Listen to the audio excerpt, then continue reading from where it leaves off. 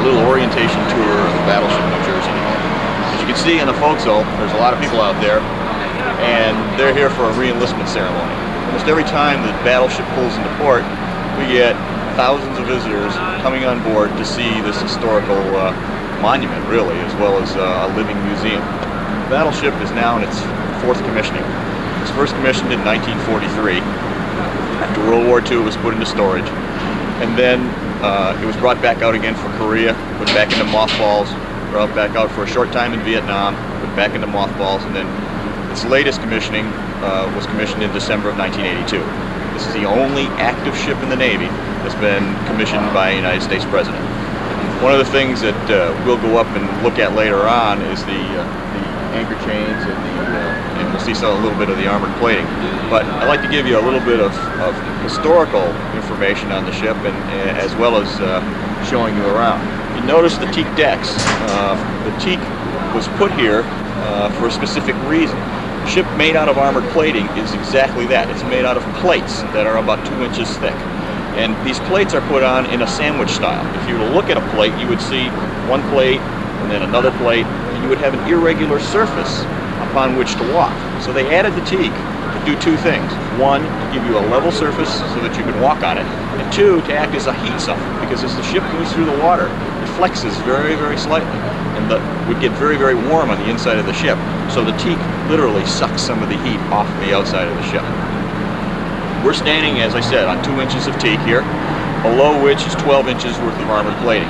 The outside skin of the ship starts at the keel about 4 inches of armored plating, and then it gets to a maximum thickness of 13.5 inches of armored plating. Now, if you look over here at the main guns, we'll talk about this turret.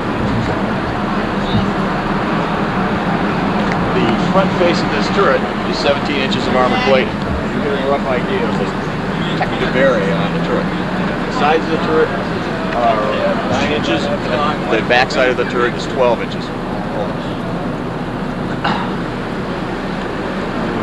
If you look at the guns, we have other pictures that you'll see in other tapes that we've got. If you look at the black area here on the barrel, that's not paint, it's grease, and that's the amount of recoil that a barrel has when the gun is shot. We'll go back here and we'll take a look. Hang on a minute. This round. This 2,700 pounds. Red.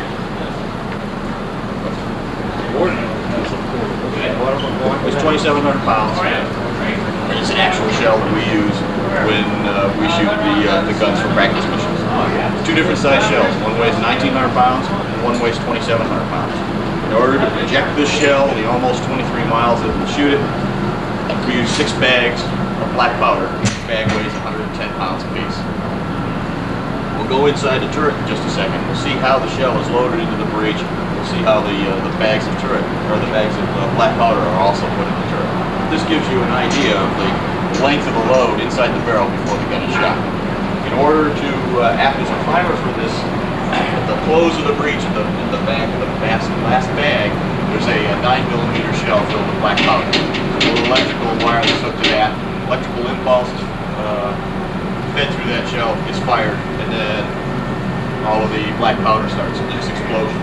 If you look closely at one of these bags, you'll see the front end of the bag is white, the back end is red. It's because there's a little bit of primer powder in the back of each one of these bags, and they have to be laid down in that order. If they're put around the wrong way, they don't shoot right. Or they can get them this way. The reason it's called a turret, as opposed to a gun mount, is because it's not fixed mounted to the ship. It's set in a slot. The turret itself here and the round area, the round cylinder, which is called a barbette. Barbette goes down 6 decks. Is a separate entity from the ship itself. If you were to turn the ship over, barbette and turret would just simply fall out.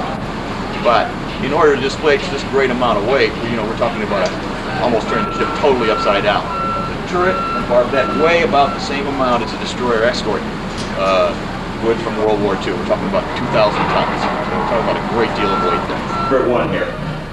Everything inside the turret 1 is original from World War II. There are no changes in the way the guns are fired. The only piece of equipment that's been added to the turrets is this little black box. It's called a velocimeter. and it just simply measures the speed of the shell that comes out the barrel. Otherwise, everything that you see in here is state-of-the-art 1940s material. The change in this battleship, as opposed to its predecessors, is the fact that in the gun rooms, there are separate gun rooms for each barrel. Before this ship was designed, the old battleships had one large gun room for each of their 2, 3, or 4 barrels, depending on the battleship that was owned by the whatever country had that ship. But there was an accident that occurred in which they had a misfire. Somebody opened a breach and they burned out the entire inside of one turret a few years before this was designed. And so they decided, for a safety's sake, they would put each barrel as an independent room. And we're going to step inside of one of those rooms so you can get an idea of the close working quarters that the guys have when they're actually working down here. It takes about 70 to 75 people to man a turret. Now that's all the way from down below where they start moving the powder around to the next decks up where they move the shells around to up here inside the turret itself. Okay.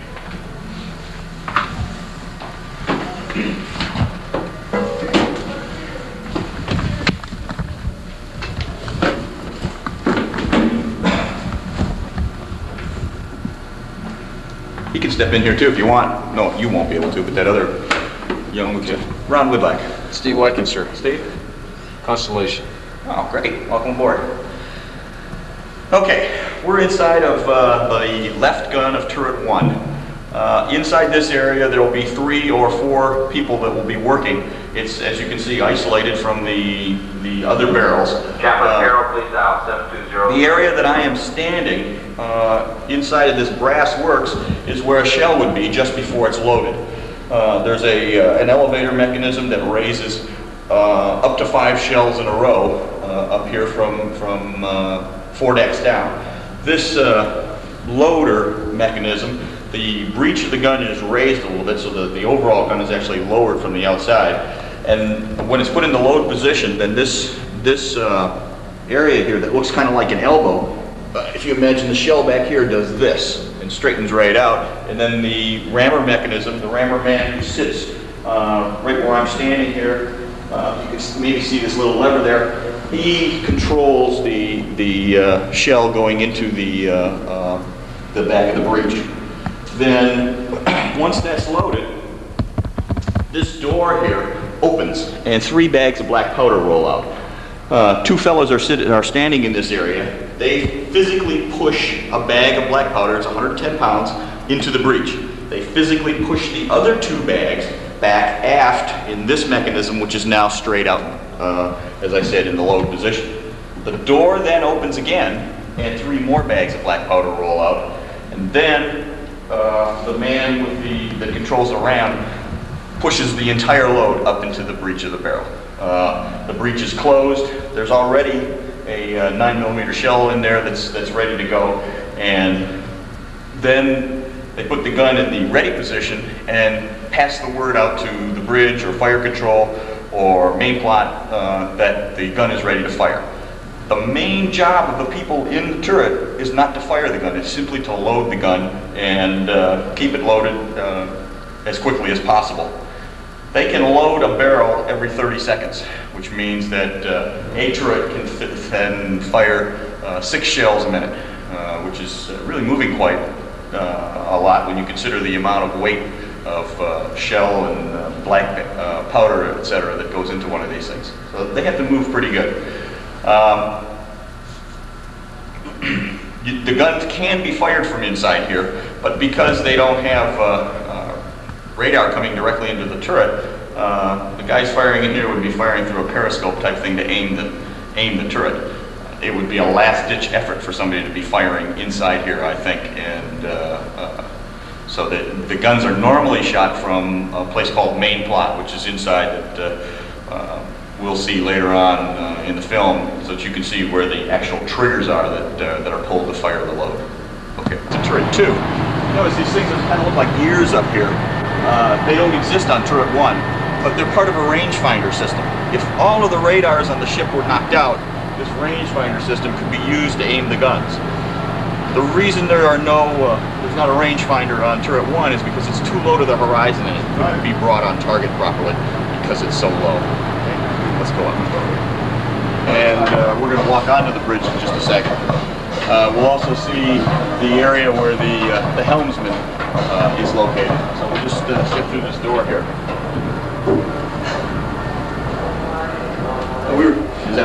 We were talking about 17 inches of armor plating.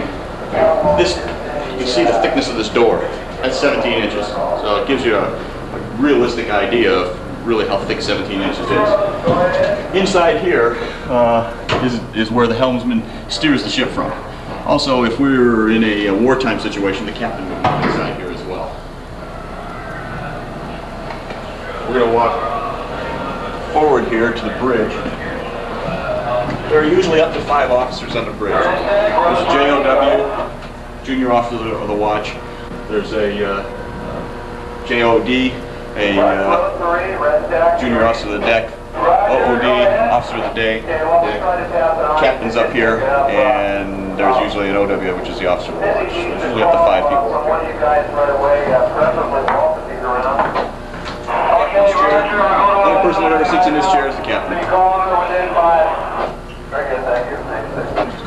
At one time it could be conned from up here, but as I understand it, none of the instrumentation has been all connected and all checked out. And as long as I've been on the ship, for a little over 2 years, I've never seen the ship be driven from up here.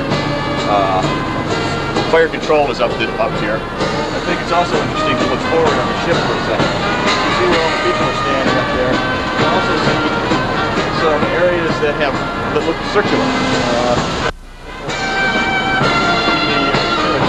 Those circular areas are scars where the 40mm gun mounts used to be and have been removed. During World War II in Korea, the population of this ship was almost 3,000 people. Today, the modern Navy with missiles and the CWIS, the Phalanx system, we've taken away the 40mm guns, and so the crew size is now only about 1,500. If we step around right over here, we can see. If you look, you can see where the ship's horn is, and then right above that, you can see what looks like a barrel almost laying horizontally. That radar system is the only thing that's really upgraded the big guns. It was added in 1956, and it gives the ship the ability to shoot the big guns at high speeds. Before that, anytime a battleship went into battle, this ship or any other, the ship had to be slowed down to under 5 knots in order to get on target and stay on target. Now, with that, we can be doing 20 plus knots and still shoot the guns off and keep them on target. The other radar here that you see is one of 4, and it's used for the 5-inch guns. There are 1 on each side and 1 fore and aft. If the radar system up top that's used for the 16-inch guns were to be knocked out, and if its like unit that's back aft were also knocked out, then the radars for the 5-inch guns could also be used to shoot the 16-inch guns. However, we would have to slow down if we use these particular radars because they don't have the speed capability that the big radar on the top there has. The other thing that we can notice from here that's important is the Phalanx system, the CWIS, the CIWS. It looks like a little R2-D2, and it's kind of a Gatling gun up there, and we'll go up there closer. It's the reason that we've been able to cut down on the population of the crew. It's used as an anti-missile capability. At one time it was thought to have anti-air capability, but it's really meant to shoot down missiles. It fires a 20mm round that is a very heavy round. It's made of depleted uranium, and it's thought that one of these rounds striking the center of a missile head has enough weight to cause the missile to explode in the air. It shoots 100 rounds in 3 seconds, and it's only used in short bursts. 100 rounds in 3 seconds comes out to about 3,000 rounds a minute, so it fires pretty fast. We'll go on aft here. Area here with the covers on, those are Super Arbok. They are chaff launchers. They throw up into the air a large cloud of aluminum particles to confuse either incoming aircraft's radar or incoming missiles radar. It's part of the self-defense mechanism of the ship. Both the CWIS and Super Arbok are meant to defend us alone, not other ships that are in our company. They're meant specifically as our specific ship's defense. And if you want to read an interesting book, if you get a chance to read Red Storm Rising, it talks about the use of chaff and it talks about the use of the sea whisk really very, very competently, and how it would be used by today's Navy. And so it's interesting reading if you get a chance to read it. It's called Red Storm Rising. Okay, we're going to go back aft even further now. We are now on the Tomahawk missile deck.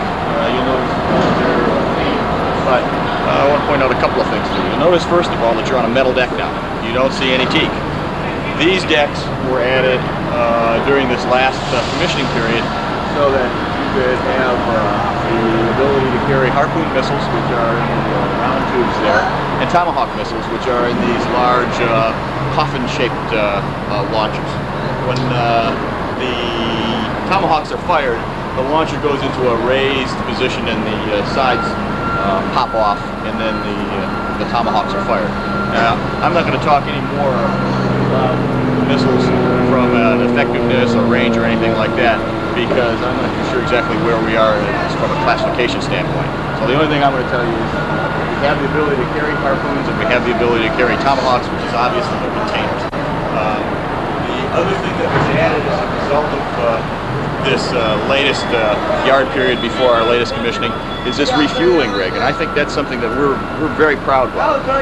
We have the ability now to refuel our escorts if necessary while we're underway. And in fact, during this deployment, there have been a couple of times when we've had to refuel our escorts because the oiler either was not with us or the oiler was having some problems, and she couldn't deliver fuel to the small vessels that accompany us. We can pump through this rig about 2,500 gallons of fuel a minute, which is pretty impressive when you consider how slow a normal gas tank is filled in your automobile. But that's not real impressive when you compare us to the Wabash, for instance, which is an oiler that can give us about 7,500 gallons a minute. So things are relative. We have at least that capability now, and I think we're pretty proud of that. We carry on board 2.5 million gallons of fossil fuel. At 15 knots, we could go approximately 15,000 miles. We have 4 engines, 8 boilers, and those engines produce a total of 212,000 horsepower. There are 4 screws, or propellers, that push this ship through the water. The inboard screws are about 17.5 feet in diameter, and the outboard ones are about 18.5 feet in diameter to make up for the fact that they're outboard and they're pushing on the sides of the ship at the back rather than dead center. There are 2 rudders for steering the ship. They're about 21 feet long or deep into the water. So, we're talking about a pretty heavy steering mechanism for this ship that displaces about 58,000 tons of water. We're going to go back aft and take a look at the back part of the ship that has changed really dramatically as far as a look is concerned over the years. The whole area looks all black. That's called non-skid, and the white marks on the non-skid are a area that's used for our helo platform. If you notice on the sides, back aft, you'll see safety netting on the back sides. During World War II and during Korea, there were ski launchers there for launching small float planes that were used for forward gunnery control. And back aft where the American flag is, there was a crane back there, and that crane would pick the plane up and stick it back on its launcher when he would come back in from a mission. Well, by today's modernization, new helicopters that we have probably fly as fast or faster than those little airplanes did, and they seem to be able to hover a whole lot better for forward targeting. So they've gone to helicopters. During Vietnam, I'm told that we did not carry a helicopter because we were in such a hurry to get to Vietnam that somebody else happened to have a helicopter and supplied us those services. During Beirut, we had our own helo deck on board, and I think it's probably going to be the last time that we ever carry a helicopter on board. They got a call for fire one night that was an emergency call for fire, and they fired off some 400 rounds in 12 hours or something like that. the helicopter, because of the emergency call, never had a chance to take off, and so they used some forward land observers to observe fall of shot. The problem was the helicopter was on the deck for the vibrations of the big guns going off, and the vibrations were so severe that it just ruined all of the instrumentation in the helicopter, and in fact the helicopter never flew again. They ended up just surveying it because the vibrations just ruined the entire helicopter. As a result of that, I think that our escort vessels in the future will always carry our helicopters that we're going to use for forward targeting. So, okay, we're on the 01 level here, and back around here you can see the 5-inch guns. You'll notice that they're 2-barrel. They're also original 5-inch from World War II, which means they're the totally manually operated 5-inch gun. It takes 16 people to man up a 5-inch gun. They load the shells by hand. They put the shells by hand in the breech. Hang on a minute. In the more modern ships today, you will see that a lot of the 5-inch guns, and it's just a little bit smaller gun, are single-barreled. Those are all totally automated, and there's nobody inside. They just load it automatically, almost like a giant sea whiz, if you will, for better of a description. This little thing right here is a saluting battery. We have special guests on board, or we fire a salute. It's fired from right here. Now there's one of these on each side of the ship depending on where we want to perform our salute from.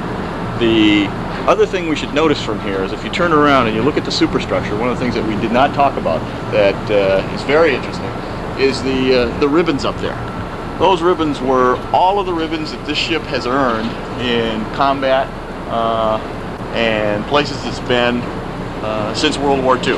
And that's a pretty proud tradition up there of ribbons if you look up there and see those.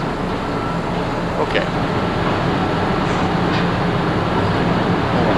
That's it? Yeah. Now I have to hold the red button in? No. Have to just hit it like a light switch. Okay. This is Ron Eslinger, and I'm Ron Eslinger. there he is. And now he's even in focus too, folks. I mean, he's the guy that's been really doing all the work. He supplied all of the quality camera work here. We got camera work. He's our sound engineer. Quality later. Can you believe that? I mean, he's our sound engineer, the cameraman, and in fact, he's the reason that this whole silly tape has been instigated. For those of you who are friends and family, we both hope that you've really enjoyed this tape. We'll have some other parts that we're going to be adding later on when we get back inside the ship in the next day or two. Well, you can't sway your body when you're talking. Am I swaying my body? You look You're real trying solid. to talk with your hands. You look solid in this camera. You're right. I am trying to talk with my hands. And folks, we hope you're really enjoying this because we had a good time. These are the Tigers out getting ready